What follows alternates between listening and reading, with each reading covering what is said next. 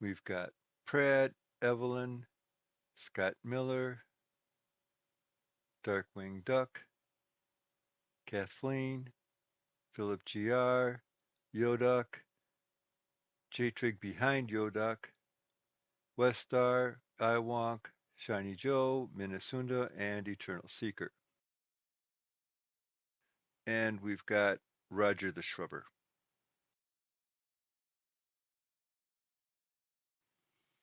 We've got Paige, Terrafell, Emmy, Elizabeth Green, Potru, Ziziva, Cave Woman, Caver, Exena, Nikki May, L'Ariel, and Zodira.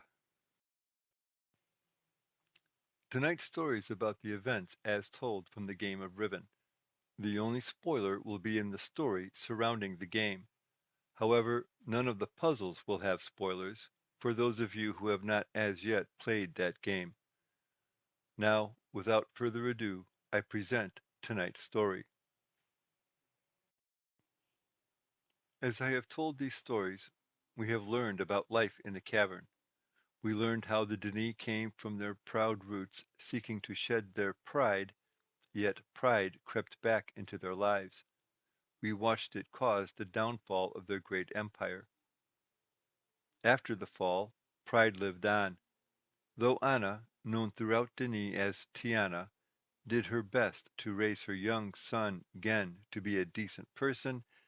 The fact remained that he blamed her for the fall of the empire, as well as for his father's death. The few short years Gen spent living in the Guild of Books and learning the ways of D'ni writing, called Seltav, was enough to plant the seed of pride within him. Fixated on that blame, he viewed his mother's meddling in D'ni politics as the root cause of the fall. As such, his mind was closed to any instruction she might give him. Without any guidance, his pride, for what he believed the greatness of D'ni to be, grew.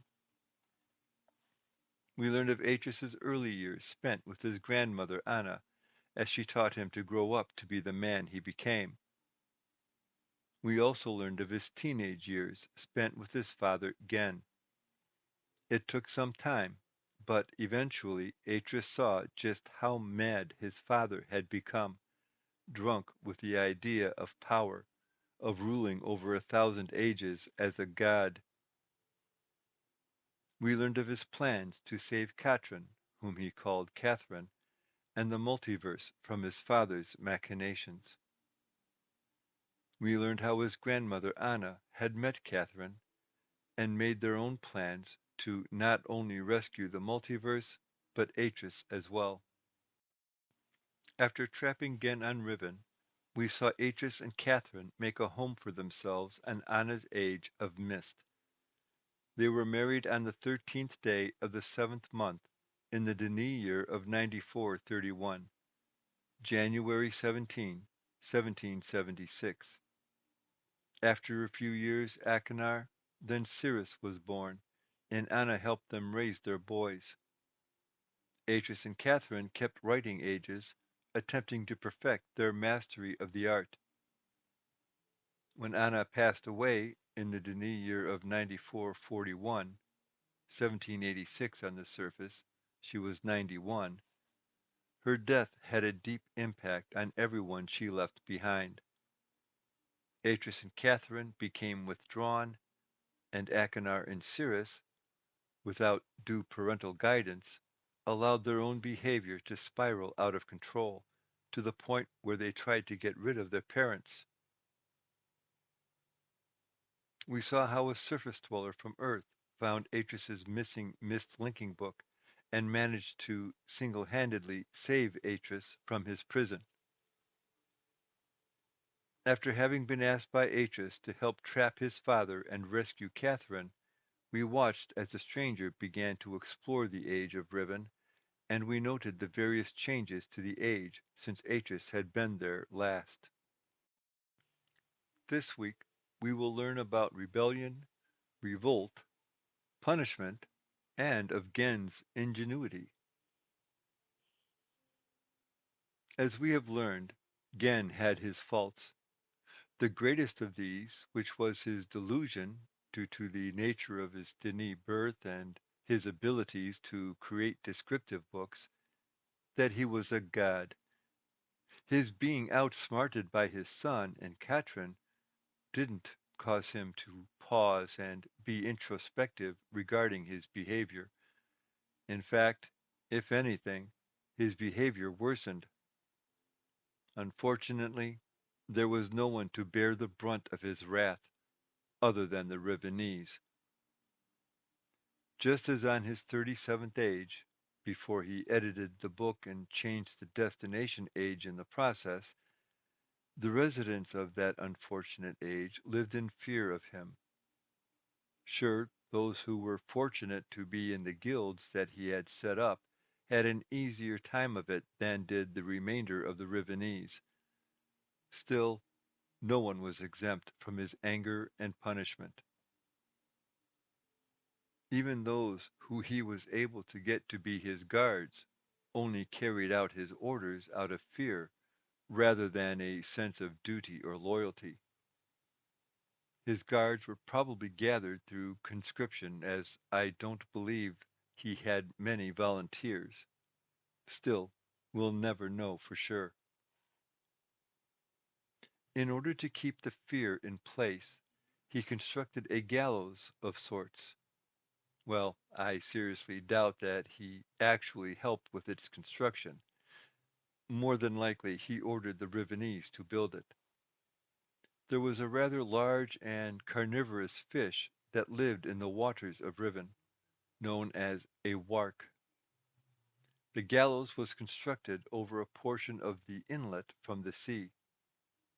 The condemned person would be suspended over the water and fed to a summoned wark. He probably viewed the warks as his personal pets.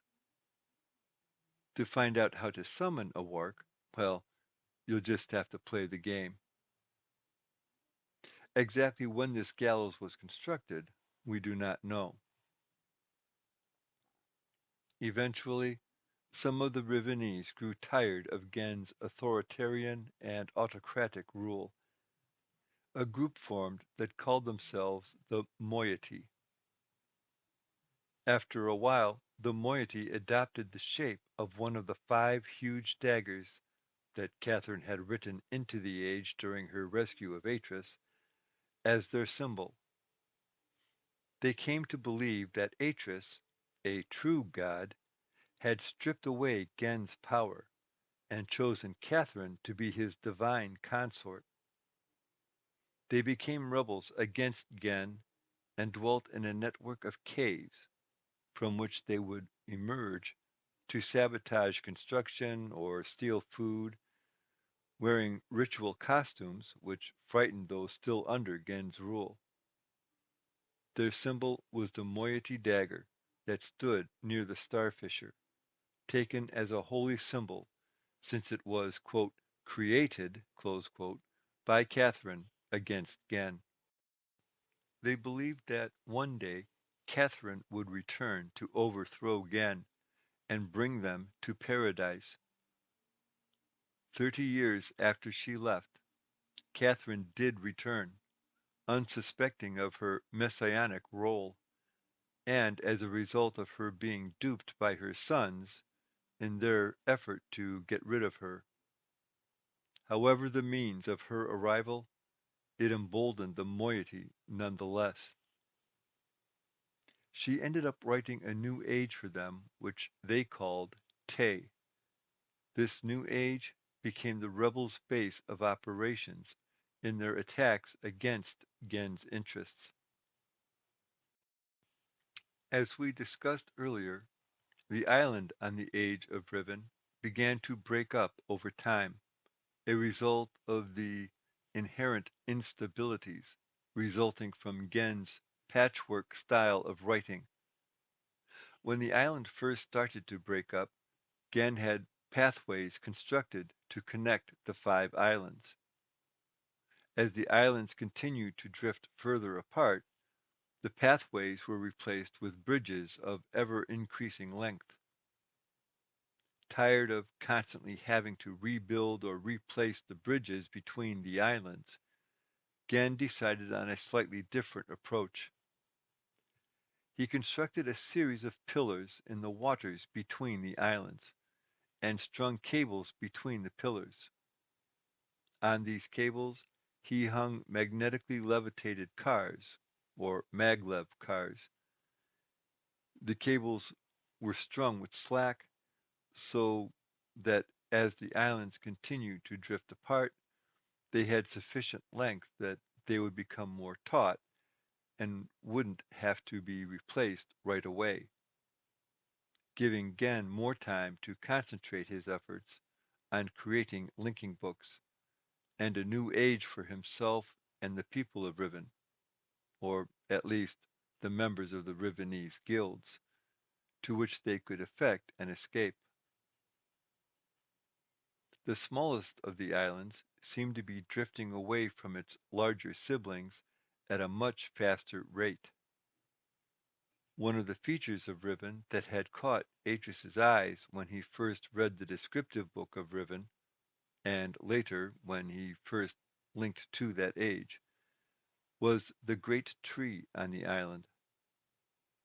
The temporary changes that Catherine had wrought in the age to effect their escape had an unfortunate side effect.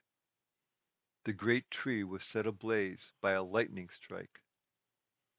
The remnants of that tree formed the base of the smallest island, though we don't know for sure why, but it seems logical that Genn moved his office to this smaller island because of its remoteness to the other four.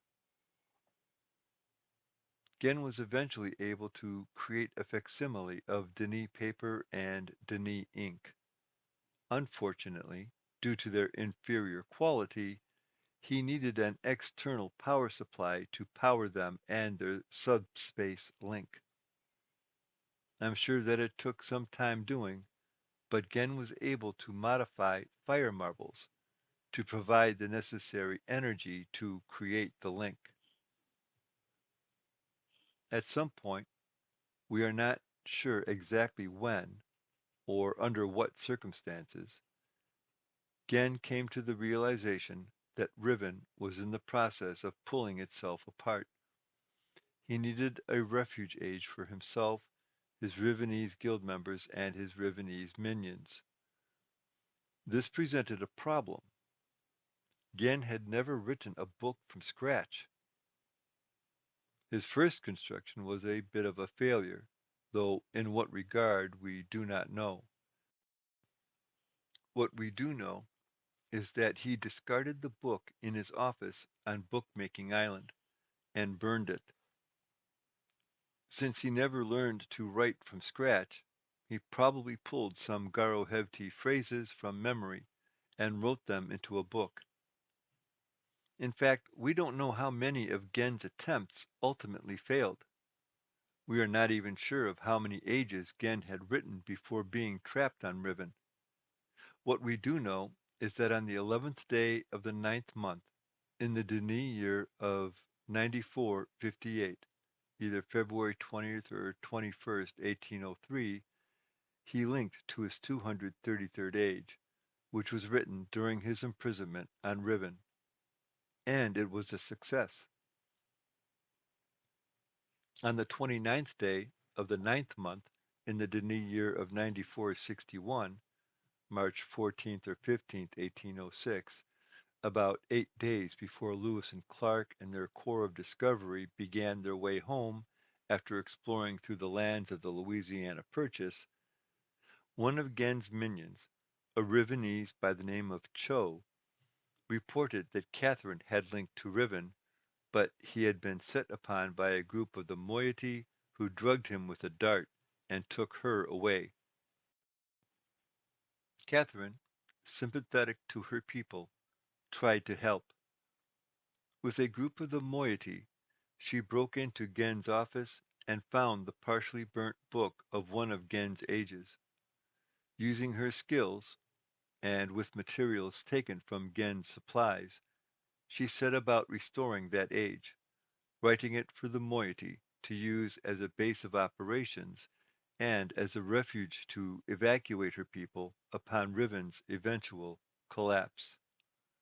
The Age of Tay.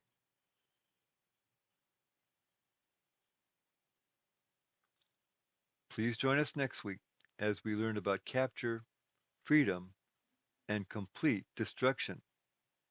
The end. And thank you all for coming tonight, and to those of you at home watching on this channel.